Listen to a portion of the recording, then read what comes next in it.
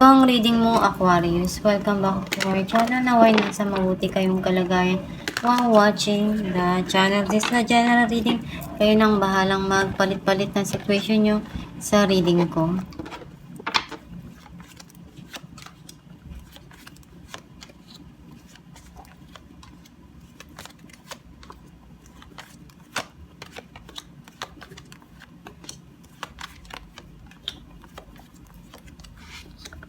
At the bottom of the deck, 3 of Swords.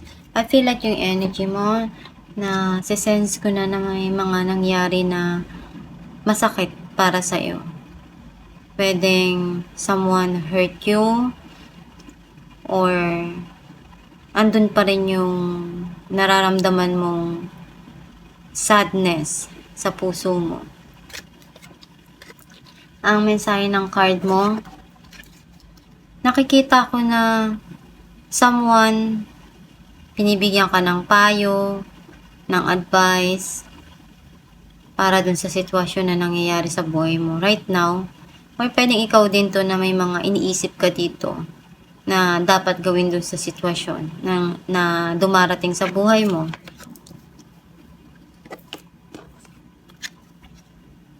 And unti-unti naman na nagiging mas matatag ka dun sa pagsubok na pinagdaanan mo. Naging matapang ka na harapin at maging handa.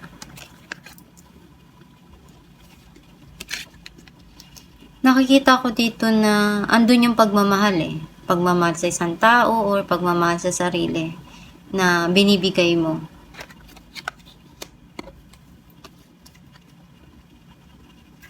Sinishare mo kung ano yung makakaya mo dun sa sitwasyon or dun sa tao o dun sa mga mahal mo sa buhay.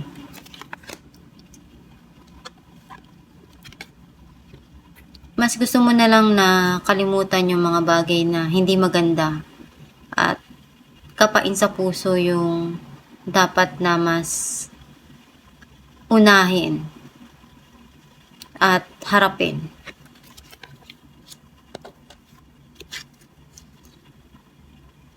May mga iniisip ka dito na feeling mo hindi ka makaalis, hindi ka makapag-umpisa, hindi ka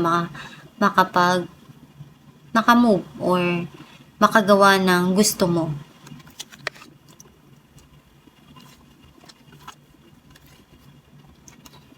May blessing na darating. Some of you, may mga opportunity dito na minamanifest mo. Pwedeng trabaho, career, or pera na gusto mong makuha.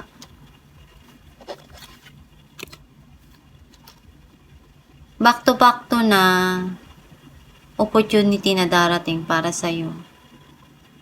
Some of you naman, message through chat, email, coming from someone. Clarify natin King of Swords, Page of Cups, and Two of Pentacles. Urong-sulong ka doon sa mga gusto mo umpisahan or yung tao na to. Gusto niyang makipag-usap pero hindi pa siya handa. Clarify natin ang The Lovers. Ten of Swords. And the Tower. May nag-end ang situation dito or relationship. You feel backstab dun sa sitwasyon na yon. Nasaktan ka kaya in-end mo na. Napagod ka na Nagkaroon ng paghihiwalay. And at the same time, lahat ng end dito magkakaroon ng new beginning. Clarify natin ang Eight of Cups. Five of Swords and Ace of Swords. May mga iniisip ka dito na gusto mo nang kalimutan at may mga bagong idea naman na pinaplano mo dito na gawin. Some of you, nagkakaroon na ng linaw sa'yo yung mga nangyari sa buhay mo. Some of you naman, may communication na parating. At may mga inaaral ka dito Clarify natin ang Ace of Pentacles.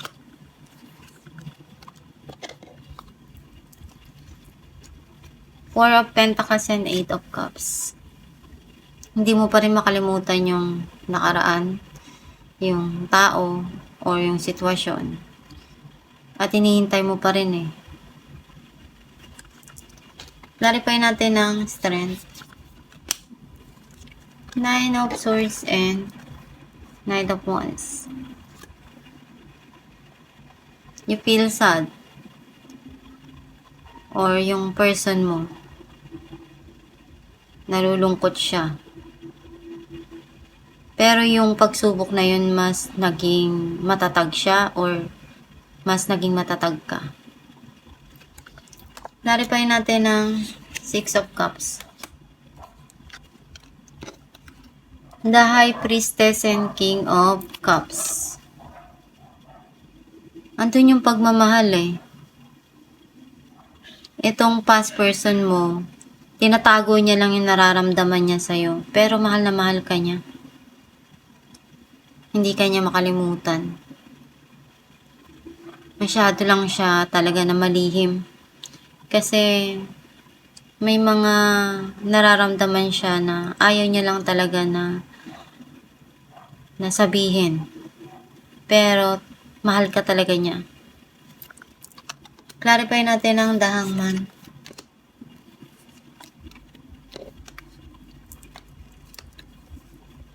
Strength and the World. May minamanifest ka dito na mabago. Yung nararamdaman mo dati na hindi ka makaalis, hindi mo magawa yung gusto mo. Ngayon, handa ka na harapin yung mga gustong or darating sa buhay mo. Gusto mong simulan. Handa ka na mabago yung buhay mo o yung sitwasyon. Clarify natin ang Eight of Wands.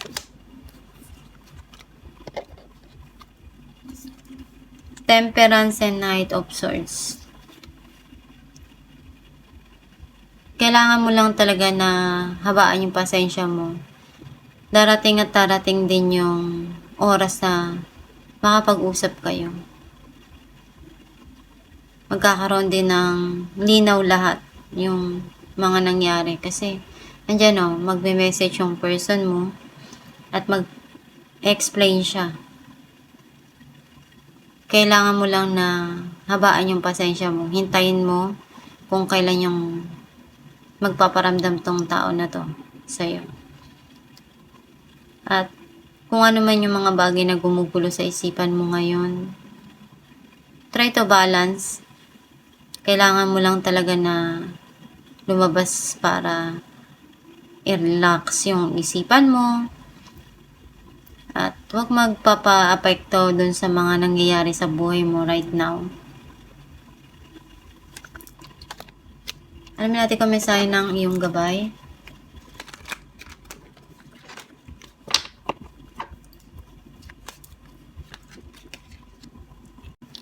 Reward yourself. You have been giving a lot of yourself lately, and it's time for you to receive. Make the time to reward yourself in a meaningful way. This balance of giving and receiving is essential to keeping your energy, mood, and motivation at a consistently high level. Ang mensahe ng iyong gabay na kailangan mo rin i-reward yung sarili mo. Kung mayroon kang na-achieve, may nakukuha kang goal, bigyan mo rin ng reward yung sarili mo. Kung may gusto kang bilhin, bilhin mo as long na kaya ng budget mo at napag-ipunan mo naman yun. Go for it.